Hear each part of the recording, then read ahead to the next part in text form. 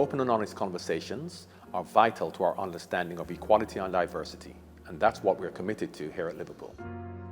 To mark Black History Month, I'm meeting Tony, a Liverpool fan whose connection with the club has been a difficult one after his experiences at the match as a young fan.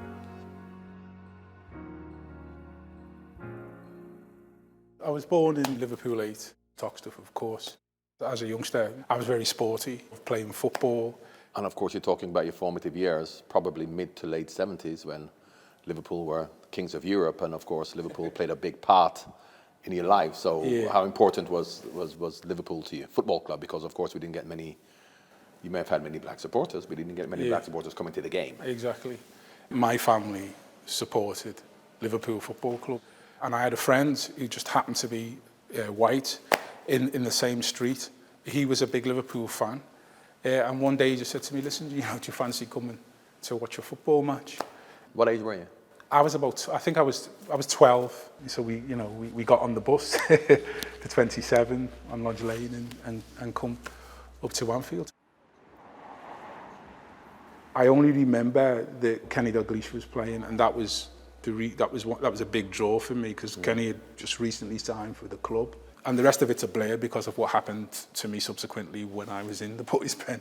I had a snorkel coat because at the time, snorkel coats were the trend. And I remember having this coat because this coat ended up covered in spit and various other things that happened when I was standing there. So I never forget that particular coat that I had on. I think what had the most impact on me was the fact that the fans, they were clapping, in unison, like this and like that, and chanting.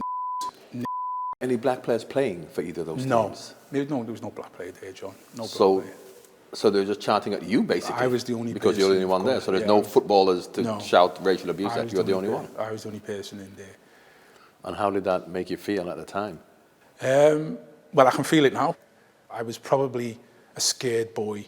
In that moment, you realise that you're not being valued as a person.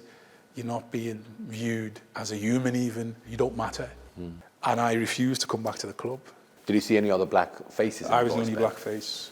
I played for Watford for 6 years. And of course, there is a much larger, not just a larger black population, but a much larger group of black fans who went to football matches even in the 70s.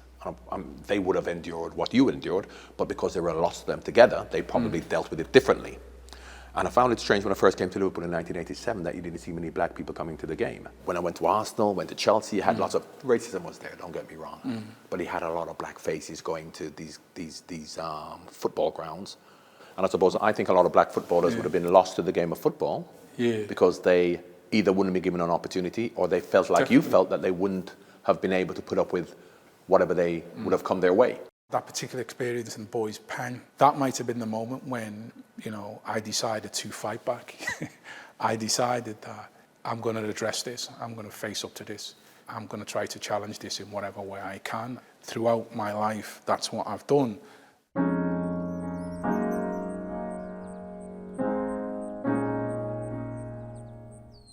Interestingly enough, I did some work for Liverpool FC, which Rishi invited the Anthony Walker Foundation to come in and do some work.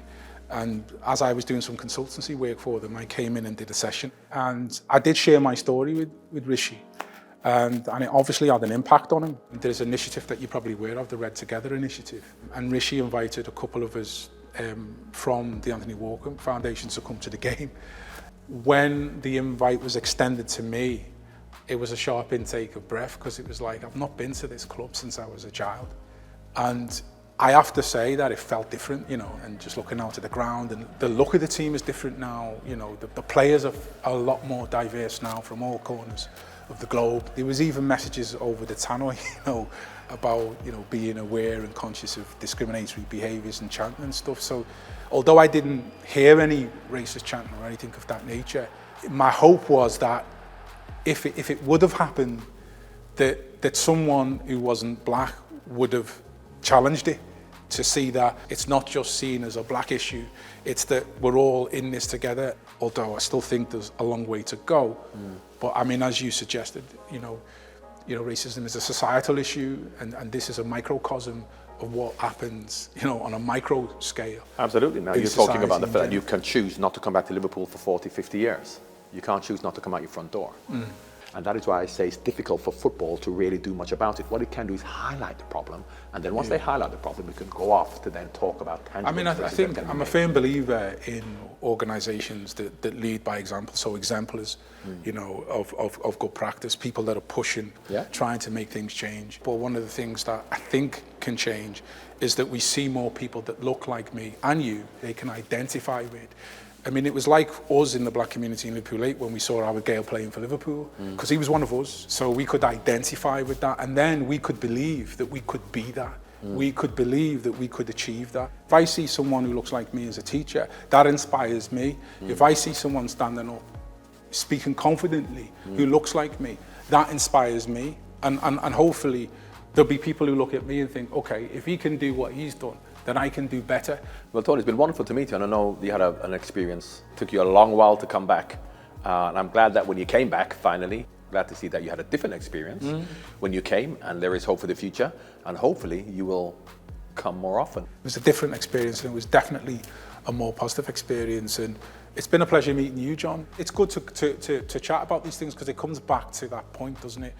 That we have to have this dialogue, we have to have this communication to understand each other more, to make a contribution to making things better. And you know, I think that, you know, you've definitely played an important role in doing that. And you know, I hope in things that I do, I can continue to do that. So, you know, thanks for the opportunity.